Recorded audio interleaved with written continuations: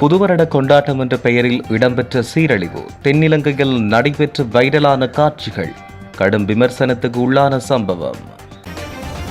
நடுவீதியில் சொகுசு காரில் குரளி வித்தை காட்டிய காவாலிகள், கண்டு கொள்ளாமல் இருந்த போலீசார் இணையத்தில் வலுக்கும் கண்டனங்கள்.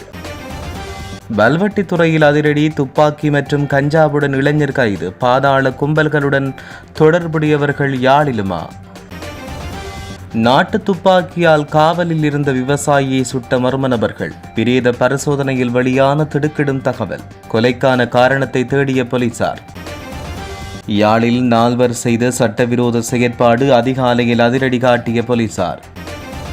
பிள்ளையான் கைது விவகாரத்தில் ஞானசார தேரர் முன்வைத்துள்ள குற்றச்சாட்டு, நேரடியாக தலையிட்ட ஜனாதிபதி அனுரகுமார திசாநாயக்க. தென்னிலங்கையில் பேசுபொருளாகும் சம்பவம், அமைதிக்கான நடைபயணம் அரசு ஆதரவுடன் இன்று ஆரம்பம். வெளியான முழு விவரம். முழுமையாக சொத்து விவரங்களை சமர்ப்பிக்க தவறிய மஹிந்த, மீண்டும் சிக்கலில் இருக்கும் ராஜபக்சர்களின் சொத்துக்கள். அண்மையில் தென்னிலங்கையில் நடைபெற்ற சித்திரை புத்தாண்டு கொண்டாட்டங்களின் போது எடுக்கப்பட்ட சில வீடியோக்கள் சமூக வலைத்தளங்களில் கடும் விவாதத்தையும் கலாச்சார சீரழிவு குறித்து அச்சத்தையும் ஏற்படுத்தியுள்ளன. புத்தாண்டு கொண்டாட்டங்கள் என்ற பெயரில் பொது இடங்களில் நாகரிகமற்ற முறையிலும் ஒழுக்க கட்டுப்பாடுகளின்றியும் இளைஞர்கள் நடந்து கொள்ளும் காட்சிகள் சமூக ஊடகங்களில் தீயாய் பரவி வருகின்றன. இதனை நவீனத்துவம் என்று ஒரு சாரார் நியாயப்படுத்தினாலும் இது ஒரு சமூக பிறழ்வு என பலரும் சுட்டிக்காட்டியுள்ளனர். இந்த சூழலில் வடக்கு மற்றும் கிழக்கு மாகாணங்களைச் சேர்ந்த தமிழ் இளைஞர்கள் இவ்வாறான கலாச்சார சீரழிவுகளை நவீனத்துவம் என்று எண்ணி பின்பற்றிவிடக்கூடாது என்ற விழிப்புணர்வு செய்திகள் சமூக ஆர்வலர்களால் பகிரப்பட்டு வருகிறது. பண்டிகைகள் என்பவை கண்ணியம் மற்றும் பாரம்பரிய விழுமியங்களை பிரதிபலிக்க வேண்டுமே தவிர அவை ஒழுக்கமற்ற செயல்களுக்கான களமாக மாறிவிடக்கூடாது. நம் இனத்தின் தனித்துவமான அடையாளம், பண்பாடும் ஒழுக்கம் என்பதை இளையோர் உணர்ந்து கொள்ள வேண்டும் என்று வலியுறுத்தப்பட்டுள்ளது. ஒழுக்கமே ஒரு சமூகத்தின் அடித்தளம் என்பதை உணர்ந்து வருங்கால தலைமுறையினர் நமது பாரம்பரிய விழுமியங்களை சிதைக்காமல் நவீன உலகுக்கு ஏற்ப முன்னேற வேண்டும் என்பதே தற்போதைய சமூக அக்கறையுள்ளவர்களின் கோரிக்கையாகவும் உள்ளது.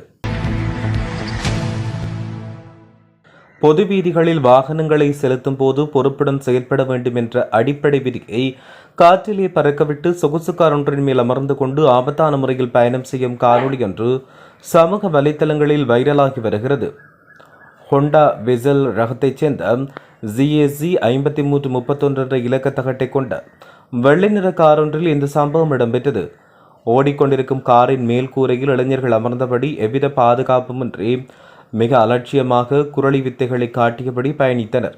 சமூக வலைத்தளவாசிகள் இந்த காணொலியை கடுமையாக கண்டித்து வருவதோடு வாகனம் கையில் கிடைத்தவுடன் ஏன் இத்தகைய பொறுப்பற்ற செயல்களில் ஈடுபடுகிறார்கள் என்றும் கேள்வி எழுப்பியுள்ளனர். குறித்த காரின் இலக்கத்தை அடிப்படையாக கொண்டு போலீசார் உடனடியாக சட்ட நடவடிக்கை எடுக்க வேண்டும் என்றும் பொதுமக்களின் உயிருக்கு அச்சுறுத்தல் ஏற்படுத்தும் இவ்வாறான குரளி வித்தைகளுக்கு முற்றுப்புள்ளி வைக்க வேண்டும் என்றும் வலியுறுத்தப்பட்டுள்ளது. யாழ்ப்பாணம் வல்வெட்டித்துறை பகுதியில் போலீசார் மேற்கொண்ட மின்னல் வேக முற்றுகையின் போது நவீன ரக கைத்துப்பாக்கி மற்றும் பெருமளவு கஞ்சாவுடன் 32 வயதுடைய இளைஞர் ஒருவர் இன்று கைது செய்யப்பட்டுள்ளார். வல்வெட்டித்துறை போலீசாருக்கு கிடைத்த ரகசிய தகவலை அடுத்து குறிப்பிட்ட வீடொன்றை இலக்கு வைத்து அதிரடி சோதனை இடம்பெற்றது. இதன்போது தப்பியோட முயன்ற சந்தேக நபரை போலீசார் சாமர்த்தியமாக மடக்கி பிடித்தனர்.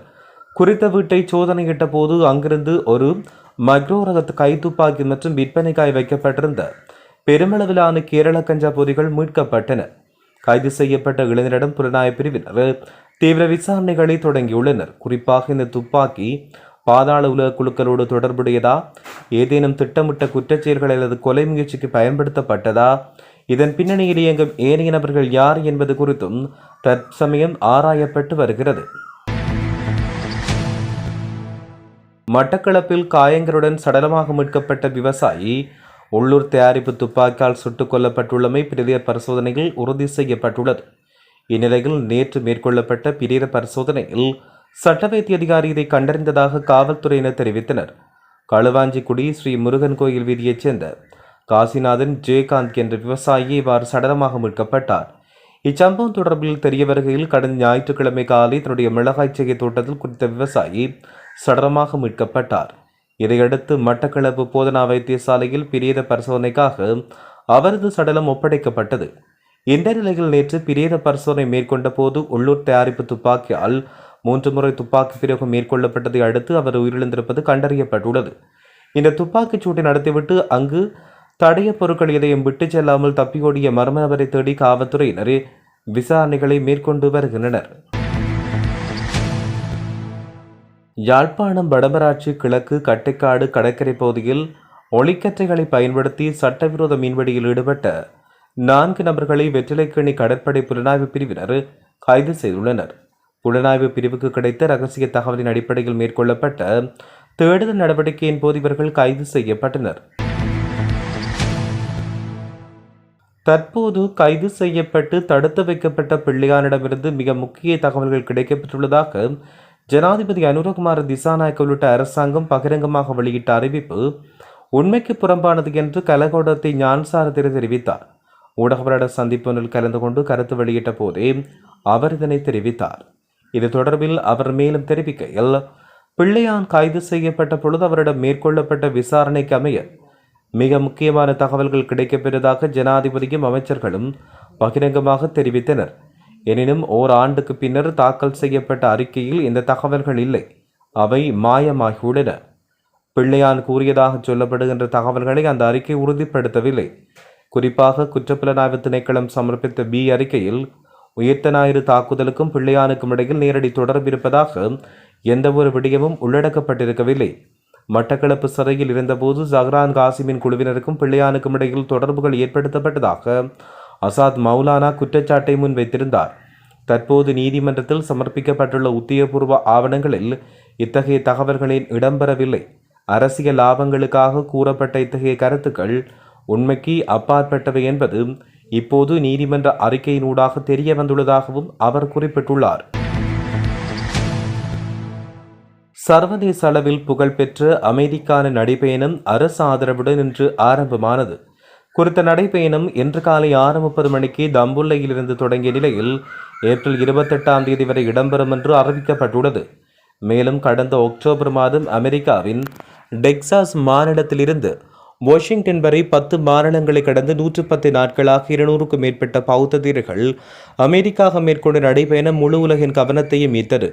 அந்த பயணம் தற்போது இலங்கையில் ஏஹி ஃபசிகோ என்ற அமைதி நடைபயணம் என்ற பெயரில் அரசு அனுசரணையுடன் நடத்த ஏற்பாடு செய்யப்பட்டுள்ளது. இதன்படி வியட்நாம் நாட்டைச் சேர்ந்த பன்னாகர தீர தலைமையிலான பௌத்த தீரர்கள் நாட்டை வந்தடைந்தனர். இதன்போது தேரர்களுடன் அலோகா என்ற நாயும் அமைதி நடைபயணத்தில் இணைந்து கொண்டுள்ளது. குறித்த நடைபயணம் இன்று மாத்தளை அலுவிகாரை வரை இன்று செல்ல திட்டமிடப்பட்டுள்ளது. முன்னாள் ஜனாதிபதி மஹிந்த ராஜபக்ஷ தன்னுடைய சொத்துக்களின் ஒரு பகுதி தொடர்பான விவரங்களை மட்டும் லஞ்ச ஊழல் மோசடி தவிர்ப்பு விசாரணை ஆணைக்குழுவிடம் வழங்கியுள்ளதாக தெரிவிக்கப்படுகிறது. லஞ்ச ஊழல் மோசடி தவிர்ப்பு விசாரணை ஆணைக்குழுவின் உத்தரவுக்கு அமைய முன்னாள் ஜனாதிபதி மஹிந்த ராஜபக்ஷ தன்னுடைய சொத்து விவரங்களை சத்திய கடதாசி ஒன்றின் மூலம் சமர்ப்பித்துள்ளார். எனினும் இவ்வாறு அவர் சமர்ப்பித்த சொத்து விவரங்கள் முழுமையானது அல்ல என்றும் தெரிய வந்துள்ளது. ஒரு தொகுதி சொத்துக்கள் பற்றிய விவரங்களை மட்டுமே மஹிந்தவால் சமர்ப்பிக்கப்பட்டதாக தெரிவிக்கப்பட்டுள்ளது. புதுவருட கொண்டாட்டம் என்ற பெயரில் இடம்பெற்ற சீரழிவு, தென்னிலங்கையில் நடைபெற்ற வைரலான காட்சிகள், கடும் விமர்சனத்துக்கு உள்ளான சம்பவம். நடுவீதியில் சொகுசு காரில் குரளி வித்தை காட்டிய காவாலிகள், கண்டு கொள்ளாமல் இருந்த போலீசார் இணையத்தில் வலுக்கும் கண்டனங்கள். வல்வெட்டித்துறையில் அதிரடி, துப்பாக்கி மற்றும் கஞ்சாவுடன் இளைஞர் கைது, பாதாள கும்பல்களுடன் தொடர்புடையவர்கள் யாழிலுமா? நாட்டு துப்பாக்கியால் காவலில் இருந்த விவசாயியை சுட்ட மர்ம நபர்கள், பிரேத பரிசோதனையில் வெளியான திடுக்கிடும் தகவல், கொலைக்கான காரணத்தை தேடிய போலீசார். யாழில் 4 செய்த சட்டவிரோத செயற்பாடு, அதிகாலையில் அதிரடி காட்டிய போலீசார்.